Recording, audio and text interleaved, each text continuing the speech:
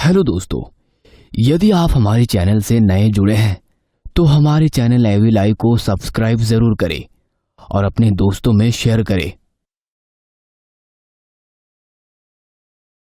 खुशी एक फोटोग्राफर थी, साथ ही जिंदा दिल भी। उसको किसी की बात से कोई फर्क नहीं पड़ता था और अपनी लाइफ को अपने वसूलों से जीती थी। ऐसे में किसी को उसका ये बिंदास एटीट्यूड बहुत पसंद आता था तो किसी को नहीं। हालांकि जो भी पैसे वो अपनी फोटोग्राफी से कमाती थी वो सब पैसों को पहाड़ों में नई नई जगह घूमने में लगा देती थी। खुशी को अकेले घूमना बहुत पसंद था। कहती थी इससे वो फिर से जिंदा हो जाती है। और इस बार भी वो अकेले ही नई जगह, एक नए हिल स्टेशन आई थी। वो जगह एक गांव के पास थी। उस पहाड़ के ऊपर एक ऐसी जगह थी जहां से वो नजारा दिखता था वो किसी जन्नत से कम नहीं था। और वहां जाने तक का एक ट्रैक था जो करीब 5 किलोमीटर लंबा था।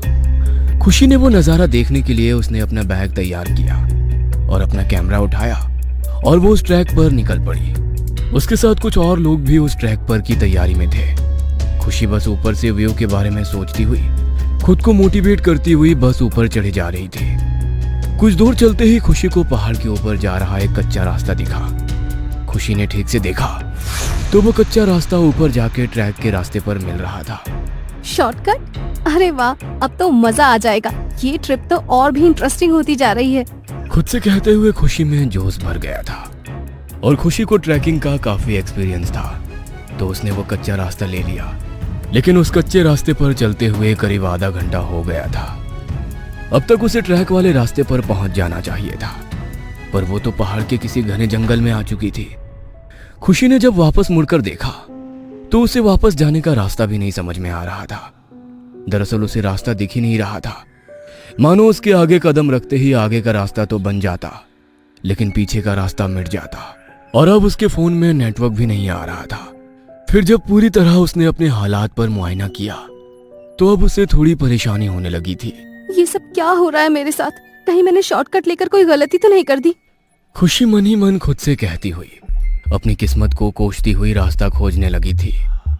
भूख के मारे उसकी जान निकले जा रही थी कि तभी उसके सामने कुछ ऐसा आया जिसे देखकर उसे अपनी आंखों पर यकीन नहीं हो रहा था। उस वीराने के बीच एक बहुत ही सुंदर कैफे बना था और उसी कैफे से एक पक्की सड़क भी मिली थी। खुशी की खुशी का कोई ठिकाना नहीं था। देखा, इसी को तो एडवेंचर कहते हैं मेरी जान। क्या तू भी खामखा का सोच कर डर रही थी? कैफे को देखकर खुशी की सारी चिंता एक पल में छूमंतर हो गई थी। वो जल्दी दौड़कर उस कैफे की तरफ गई और अंदर चली गई। कैफे जितना बाहर से सुंदर था उससे कहीं ज्यादा सुंदर अंदर से था। अंदर बहुत अच्छी डेकोरेशन थी और कुछ लड़के लड़की वहां बैठकर हंस खेल रहे थे। वो कैफे परफेक्ट था। खुशी सब कुछ भूल चुकी थी। वो फटाफट से एक टेबल पर बैठी थी कि तभी एक वेटर आया। Welcome to our cafe ma'am, ये रहा हमारा मेन्यू। क्या खाना पसंद करेंगी आप? लेकिन उस वेटर ने जैसे ही मेन्यू कार्ड टेबल पर रखा, खुशी की नजर उसकी कलाई पर पड़ी। उसकी कलाई पर जलने का अजीब सा निशान बना हुआ था और जब तक खुशी उस घाव को ठीक से देख पाती उस वेटर ने उस घाव को ढक लिया। खुशी को बहुत ज्यादा भूख लगी थी, इसलिए उसने उसे नजरअंदाज कर जल्दी से अपने खाने का ऑर्डर दे दिया। ऑर्डर करने के कुछ ही समय में खुशी को लगा उसे पहले फ्रेश हो जाना चाहिए, तो वो उठकर वॉशरूम की तरफ जाने लगी। वॉशरूम के रास्ते पर उन हंसते खेलते लड़कों की टेबल भी थी। तभी उसने देखा कि उसमें से एक लड़के के सर पर एक घाव था और ये घाव ठीक उस वेटर के जैसे ही लग रहा था। ये घाव का निशान तो मैंने शायद वेटर के हाथ पर भी देखा था। फिर अगले ही पल खुद ही अपनी बात काटते हुए खुद से बोली, क्या खुशी, लगता है तू भी खुशी के मारे पागल होती जा रही है। एक तो इतनी मुश्किल से कैफे मिला है और तू है कि खुद से ही सीआईडी खेल रही है। मन में कहते हुए वो खुद को दिलासा दे ही रही थी और वॉशरूम जाने के लिए उसके कदम भी बढ़ चुके थे। लेकिन अचानक ही वह बर्फ की तरह जम सी गई। दरअसल अनजाने में ही सही, लेकिन उसने देख लिया था कि कैफे में मौजूद हर शख्स के जिस्म के किसी न किसी हिस्से पर वही जलने का निशान बना हुआ है जो उसने वेटर के हाथ पर देखा था। और वो निशान किसी के चेहरे पर, तो किसी के गले पर, तो किसी के कंधे पर बना हुआ था।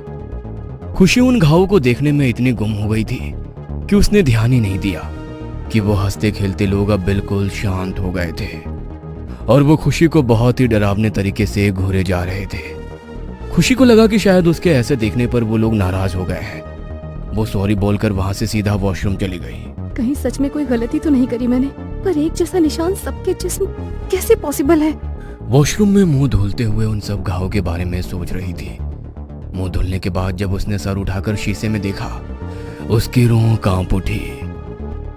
उस वॉशरूम के शीशे में वो वॉशरूम पूरा जला हुआ दिख रहा था। तभी अचानक उसे बहुत जोर जोर से लोगों के चीखने की आवाजें आने लगी, लेकिन ये सब कुछ थोड़ी ही देर में बंद हो गया। और जब तक खुशी कुछ समझ पाती, सब कुछ पहले जैसा ही हो चुका था। पर अब खुशी को लगने लगा कि इस जगह में सचमुच कुछ तो गड़बड़ है।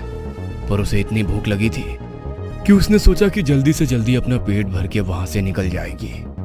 खुशी सर झुकाकर अपनी टेबल पर पहुंची और अपने खाने का इंतजार करते हुए उसने एक सिगरेट जलाई और पीने लगी। खुशी ने सिगरेट का धुआं छोड़ते हुए देखा कि पूरे कैफे में बिल्कुल सन्नाटा है और कैफे में मौजूद हर एक इंसान उसे ही घूर कर देख रहा था। उनकी आंखों में इतना गुस्सा था कि खुशी घबरा उठी।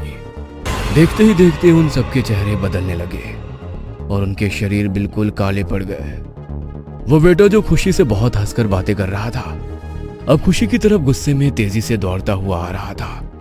यह देख खुशी इतना सहम गई कि उसके हाथ से कब सिगरेट गिर गई उसे पता ही नहीं चला। लेकिन अब बहुत देर हो चुकी थी, क्योंकि वो कैफे से भागने के लिए वापस मुड़ी ही थी कि उसने जो देखा शायद वैसा कुछ तो नर्क में भी नहीं देखने को मिलता है। दरअसल खुशी के सामने सैकड़ों लाशें खड़ी थी, जिनके चेहरे जले हुए थे, जिस्म के जगह जगह हिस्से से मांस के लोथड़े गिर रहे थे और आंखें ऐसे मानो साक्षात नर्क का दरवाजा।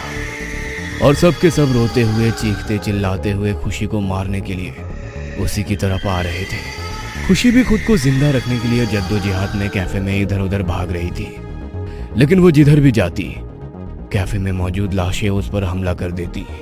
मुझे छोड़ दो, मैंने आपका कुछ नहीं बिगाड़ा है, मुझे मत मारो, मुझे जिंदा रहना है, प्लीज मुझे जाने दो। खुशी चिल्लाते हुए सबसे कह रही थी, लेकिन कुछ ही पल बाद उसकी आवाज और उसका जिस्म दोनों सैकड़ों लाशों के नीचे दब चुकी थी और वो लाशें जिंदा ही खुशी को चबा रहे थे, उसके जिस्म से मांस नोच कर खा रहे थे।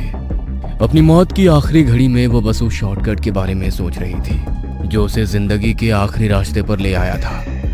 और कुछ पल बाद ही सब कुछ मौत की शांति में खो गया। खुशी के मरने के बाद उसके ऊपर की सैकड़ों लाशें राख बनकर एक एक करके गायब होती जा रही थी। और जब लाशें राख बन गई, तब नीचे खुशी अपने आप ही खून में लथपथ पड़ी हुई थी। और फिर अचानक ही खुशी के मुंह से मांस का गुब्बारा निकला। वो जिंदा थी और उसके हाथ में सिगरेट की बिल्कुल आखिरी वाला हिस्सा भी जल रहा था, जिसे उसने अपनी जिंदगी की आखिरी सांस की तरह पकड़ा हुआ था। खुशी को समझ में नहीं आ रहा था और वो बहुत ज्यादा डर चुकी थी। होश संभाला तो देखा पूरा कैफे जला हुआ है और उसके आसपास कोई नहीं है, बस जमीन पर ढेर सारी राख पड़ी हुई है। फिर किसी तरह उठ अपने घाव को कपड़े से बांधकर वो उस कैफे से बाहर भागी। और जब उसने वहां से निकलकर पीछे मुड़कर देखा तो उसे वो खूबसूरत कैफे नहीं, एक पुरानी जली हुई बिल्डिंग दिखी। वहां खुशी बिना कुछ सोचे बस रोड पर भागती गई। रोड पर भागते हुए उसे एक गाड़ी दिखी। खुशी की ऐसी हालत देखकर उस आदमी ने उसे अपनी गाड़ी में बिठा लिया। खुशी ने उसके साथ हुआ हादसा जैसे तैसे उस आदमी को बताने की कोशिश की। खुशी को लगा था कि वो आदमी उसे पागल समझेगा, पर उस आदमी ने कुछ ऐसा कहा जो खुशी ने कभी सोचा भी नहीं था। बेटा, कई साल पहले एक कैफे हुआ करता था। एक बार एक कस्टमर उसी कैफे में बैठा हुआ सिगरेट पी रहा था। वो न्यू ईयर की रात थी और उस शख्स ने सिगरेट को बिना बुझाए ही अपनी टेबल के पास ही फेंक दिया था। उस आदमी की लापरवाही की वजह से एक पर्दे में आग लग गई थी और इससे पहले कोई कुछ कर पाता, उस पूरे कैफे में आग फैल चुकी थी। कुछ लोग नशे में थे तो कुछ अंदर फंसे हुए थे। बहुत ही कम लोग उस रात उस कैफे से जिंदा निकल पाए थे, जिसमें से एक मैं भी हूँ। खुशी ये सब सुनकर हक्की बक्की रह गई। अब उसे सब समझ में आ रहा था और उसे यकीन नहीं हो रहा था कि उस कैफे में बैठे सभी लोग जिंदा नहीं, मरे हुए थे।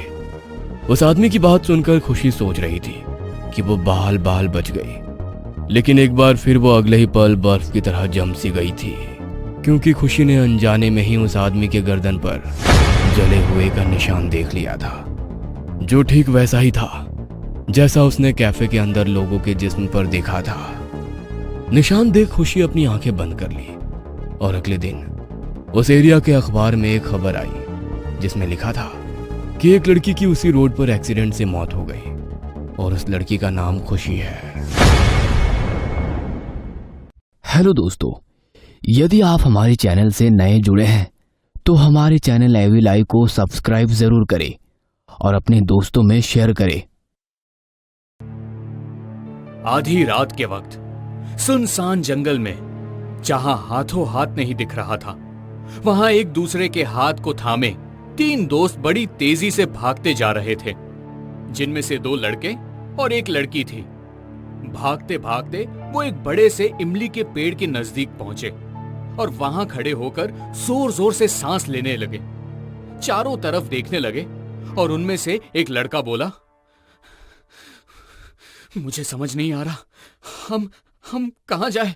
यहां तो हर तरफ मौत नजर आ रही है मुझे।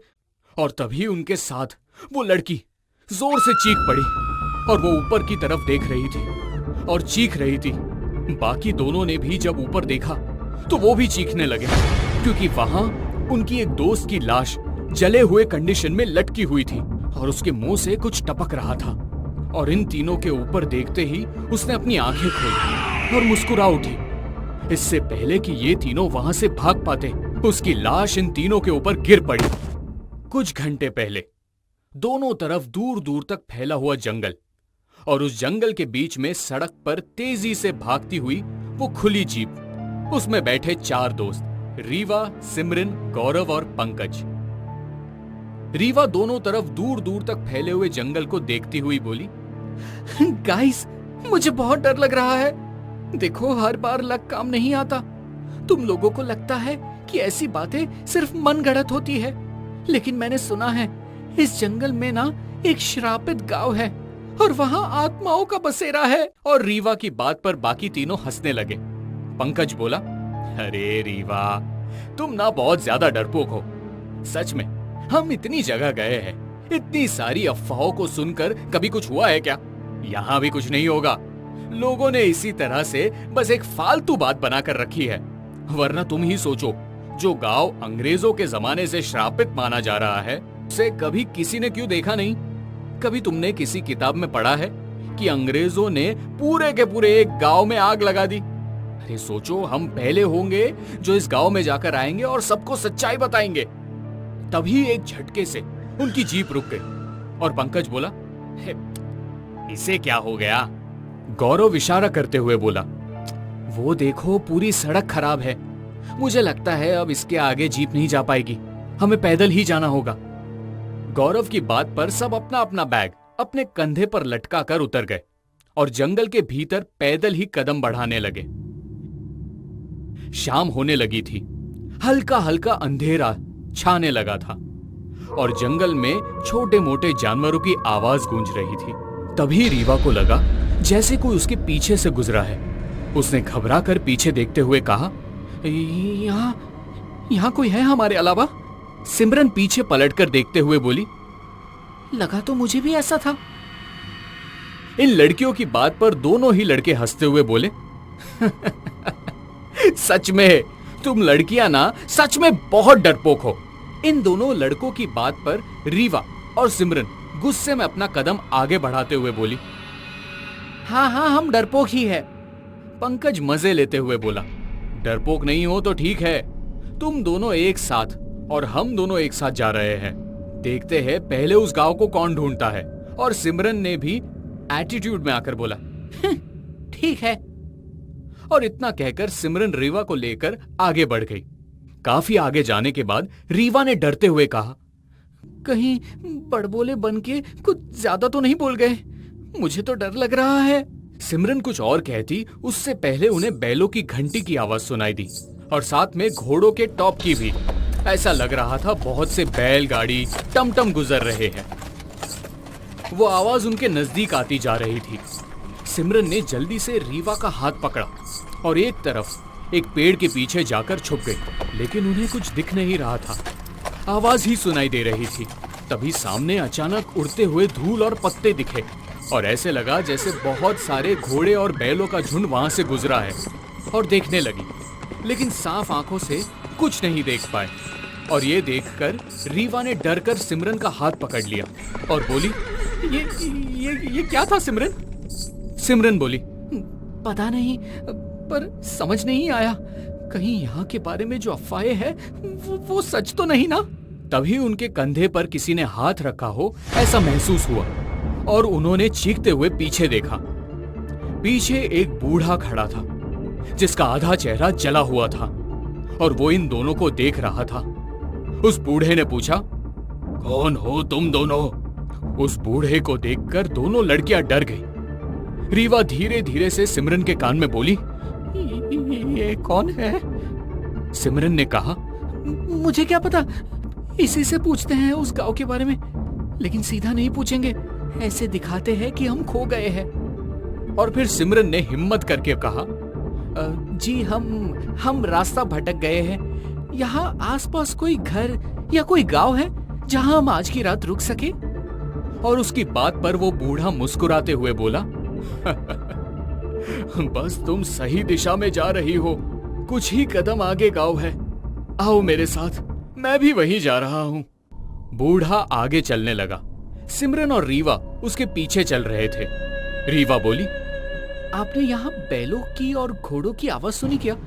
लेकिन कुछ दिख नहीं रहा। वो बूढ़ा पीछे पलटकर इन दोनों को देखकर बोला, यहाँ बहुत कुछ दिखता है लेकिन होता कुछ नहीं। उसकी अजीब बात पर रीवा को घबराहट होने लगी और उसने सिमरन से कहा, सिमरन, इसके पीछे जाना ठीक होगा क्या? अभी अभी हमने जो देखा है उसके बाद। सिमरन बोली, जंगल में भटकने से तो अच्छा है ना कि आज की रात कहीं रुक जाए, और वैसे भी पता नहीं वो गौरव और पंकज कहाँ है। दोनों लड़कियां उस बूढ़े के पीछे पीछे उस गांव तक पहुंच चुके थे। उस गांव को देखकर ये दोनों ही हैरान थे, क्योंकि वहां बहुत सारे लोग थे। बच्चे, बूढ़े, जवान सब अपने काम में थे। बच्चे खेल रहे थे कि उस गांव को देखकर ऐसा लग रहा था कि वो समय में बहुत पीछे है, अभी के समय से उसका कोई लेना देना नहीं है। सिमरन ने कहा, ऐसा लगता है जैसे लोग कभी गांव से बाहर ही नहीं निकलते। उस बूढ़े ने दोनों लड़कियों को झोपड़ा दिखाते हुए इशारा किया, वहां चली जाओ, वहां तुम लोग इंतजार करो, मैं तुम लोगों के खाने पीने की व्यवस्था करवाता हूं। रीवा और सिमरन दोनों ही आसपास खेलते हुए बच्चों को देखकर झोपड़े की तरफ बढ़ गए और झोपड़े में जाकर बैठ गए। ये लोग अभी वहां बैठे ही थे कि झोपड़ी का दरवाजा बंद हो गया। रीवा और सिमरन दोनों ही डर कर उठकर खड़ी हो गई और एक दूसरे की तरफ देखते हुए बोली, ये क्या था? अचानक बाहर से चिल्लाने की आवाज सुनाई दी। उन्होंने खिड़की से बाहर झांक कर देखा तो चारों तरफ आग लगी हुई थी। इन दोनों को देखते ही देखते सब जलकर खाक हो गए। उस झोपड़े में जहां ये लोग रुके हुए थे वो झोपड़ा भी जल रहा था। रीवा और सिमरन दोनों झोपड़े का दरवाजा पटक पटक कर चिल्लाने लगे। तभी दरवाजा खुला और उन्होंने देखा सामने गौरव और पंकज थे। उन दोनों को देखकर इनकी जान में जान आई। गौरव और पंकज ने कहा, अरे तुम दोनों यहाँ क्या कर रही हो? ये क्या है? रीवा बोली, ये वही श्रापित गांव है, यहाँ सब कुछ माया है, हाँ हम फंस गए हैं। और पंकज ने कहा, अरे कुछ नहीं होगा, भागो यहाँ से। गौरव ने तुरंत रीवा का हाथ पकड़ा और वहां से भागा। उसके पीछे ही पंकज भाग रहा था। वो लोग उस गांव से काफी आगे आ चुके थे। तभी पंकज ने कहा, सिमरन कहाँ है? उन्होंने देखा सिमरन उनके साथ नहीं थी। रीवा जोर जोर से रोती हुई बोली, कहीं सिमरन वही तो नहीं रह गई, अब हम क्या करेंगे? तभी उन्होंने देखा उनके पीछे आग लगे हुए घोड़े दौड़कर आ रहे थे। ये देखकर ये तीनों वहां से जान बचाकर भागे। भागते हुए पंकज ने कहा, एक बार यहां से बच जाते तो फिर सिमरन को ढूंढ लेंगे। ये दोनों वहां से भागते हुए जंगल में काफी अंदर आ चुके थे और एक बड़े से इमली के पेड़ के नीचे पहुंचकर उन्होंने देखा वो आग लगे हुए घोड़े गायब थे। ये तीनों वहां खड़े हो गए और जोर जोर से सांसें लेने लगे। तभी रीवा को अपने ऊपर कुछ टपकता हुआ दिखाई दिया। उसने ऊपर देखा तो जोर से चीख पड़ी। रीवा के चीखते ही उन दोनों लड़कों ने भी ऊपर देखा तो उन दोनों की आंखें भी खौफ से फटी की फटी रह गई, क्योंकि उस इमली के पेड़ के ऊपर सिमरन की जली हुई लाश लटक रही थी। वहां उसके मुंह से कुछ टपक रहा था। इन तीनों को देखते ही देखते सिमरन ने अपनी आंखें खोली और उसकी लाश इनके ऊपर गिरी। रीवा और गौरव जल्दी वहां से हटे, लेकिन पंकज के ऊपर सिमरन की लाश गिर गई थी। इन दोनों ने पंकज को उसकी लाश के नीचे से निकालने की कोशिश की, लेकिन देखते ही देखते पंकज की लाश जमीन के अंदर समा चुकी थी। रीवा जोर जोर से चिल्ला रही थी और गौरव ने उसके मुंह पर हाथ रखते हुए कहा, अरे चुप रहो, चिल्लाओ मत। यहाँ कहाँ क्या है कुछ समझ नहीं आ रहा। यहाँ से निकलते हैं, चलो भागो। पहले सिमरन, अब पंकज। तुम्हें लगता है कि हम यहाँ से निकल पाएंगे? ये सब क्या हो रहा है? फिक्र मत करो, हम यहाँ से निकलेंगे और जरूर निकलेंगे। चलो भागो। गौरव ने रीवा का हाथ पकड़ा और पूरे जी जान से वो वहां से भाग गए। भागते हुए वो दोनों एक बड़े से दरवाजे के पास पहुंचे थे। गौरव ने उस तरफ देखते हुए कहा, लगता है वो गांव यहाँ खत्म हो रहा है। अगर हम यहाँ से एक बार बाहर निकल गए तो हम जिंदा बच जाएंगे। तभी उन्होंने देखा उनके पीछे से सिमरन आवाज लगा रही थी। सिमरन की आवाज पर जब उन्होंने पीछे पलटकर देखा तो हैरान रह गए, क्योंकि सिमरन बिल्कुल सही सलामत थी। सिमरन भागती हुई इनके नजदीक आई और बोली, अरे तुम कहाँ भाग रहे हो और पंकज कहाँ है? सिमरन को नॉर्मल देखकर रीवा उससे लिपट गई और बोली, तुम बिल्कुल ठीक हो, लेकिन हमें तो तुम्हारी जली हुई लाश मिली थी। हमें लगा कि तुम उस झोपड़ी में ही जल चुकी हो और तुम्हारी लाश पंकज के ऊपर गिरी थी और पंकज को अपने साथ जमीन में अंदर लेकर चली गई। और सिमरन हैरानी से बोली, अरे पागल हो गई हो क्या तुम? तुम तीनों वहां से भाग आए थे। मुझे समझ नहीं आ रहा था कि मैं क्या करूं। मैं भी वहां से निकलकर भाग गई, लेकिन शायद मैं ऑपोजिट तरफ भाग रही थी। मुझे नहीं पता तुम लोगों ने क्या देखा। एक मिनट, अगर तुम लोगों ने मेरी लाश देखी और मैं सही सलामत हूँ, इसका मतलब है कि पंकज ठीक होगा। ये भी कोई माया है। हमें पंकज को ढूंढना होगा। ठीक है, एक काम करते हैं, तुम दोनों यही रहो, मैं जाता हूँ पंकज को ढूंढने। नहीं गौरव, मुझे डर लग रहा है, तुम अकेले मत जाओ। तुम फिक्र मत करो, बस तुम दोनों अपना ध्यान रखो। गौरव वहां से आगे बढ़ गया। कुछ ही देर में गौरव जब आंखों से ओझल हो गया तो रीवा सिमरन से कुछ बोलने के लिए उसकी तरफ पलटी तो उसने देखा कि उसका एक हाथ पूरे तरीके से जला हुआ था और उसका चेहरा दूसरी तरफ था। सिमरन, तुम्हारा हाथ तो बहुत ज्यादा जल गया है। और तभी सिमरन रीवा की तरफ पलटी तो रीवा ने देखा उसका तो पूरा शरीर ही जला हुआ था। उसकी आंखों की पुतलियां भी गायब थी और सिमरन हंसती हुई बोली, मुझे अकेले छोड़कर कहाँ जाओगे तुम लोग? गौरव तो गया, अब तुम्हारी बारी। यहाँ आने वाला कोई इस गांव की सीमा से नहीं निकल सकता, सब मरेंगे। और रीवा के देखते ही देखते आग में लिपटी हुई लाशें रीवा की तरफ बढ़ने लगी और रीवा की चीख से वो पूरा इलाका गूंज उठा। हेलो दोस्तों, यदि आप हमारे चैनल से नए जुड़े हैं तो हमारे चैनल एवी लाइव को सब्सक्राइब जरूर करें और अपने दोस्तों में शेयर करें